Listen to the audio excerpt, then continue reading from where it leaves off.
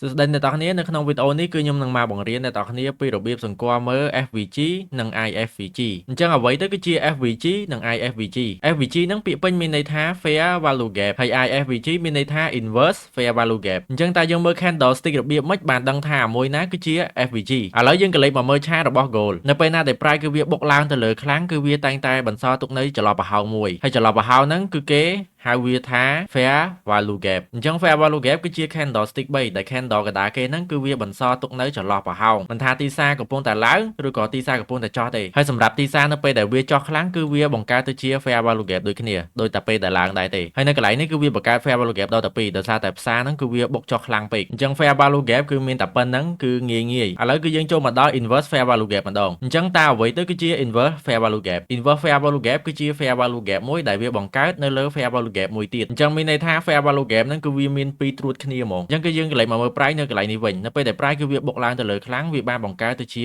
SVG មួយហើយ